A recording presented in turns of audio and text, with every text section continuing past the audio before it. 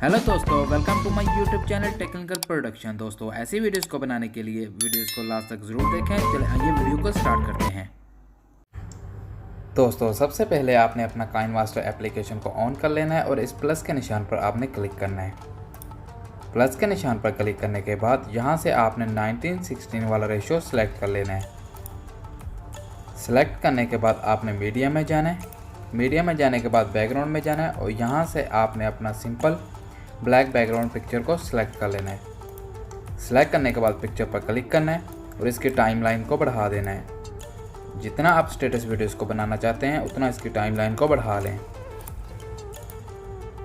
Timeline को बढ़ाने के बाद आपने इसके स्टार्ट में आ जाना है। स्टार्ट में आने के बाद लेयर में जाना है, मीडिया में जाना है और इसमें से जिस पिक्चर को आप यूज़ करना चाहते हैं उस पिक्चर को आपने सेलेक्ट कर लेना है। सेलेक्ट करने के बाद उसको यहाँ से आपने फुल स्क्रीन कर लेना है। फुल स्क्रीन करने के बाद इसकी टाइमलाइन को भी बढ़ा देना है। टाइमलाइन को बढ़ाने के बाद ओके कर लेना है। ओके करने के बाद दोबारा आपने इसके स्टार्ट में जाना है। स्टार्ट में जाने के बाद लेयर में जाना है और यहाँ से आपने अपनी टेम्पलेट वीडियो को सिलेक्ट कर लेना है, जिसका लिंक आपको डिस्क्रिप्शन में मिल जाएगा। सिलेक्ट करने के बाद इसको भी यहाँ से आपने सीजर के साथ वाले ऑप्शन से फुल स्क्रीन कर लेना है। फुल स्क्रीन करने के बाद ओके कर लेना है। ओके करने के बाद दोबारा आपने इस पर क्लिक करना है। क्लिक करने के बाद आपने इसके लास्ट में आ जाना है।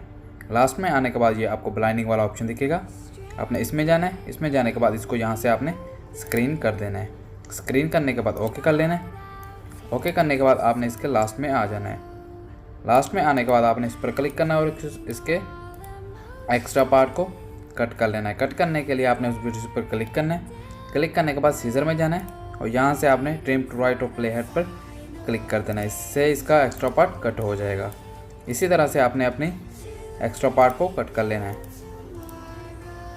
कट करने के बाद आपकी वीडियो कुछ इस तरह से बन जाएगी।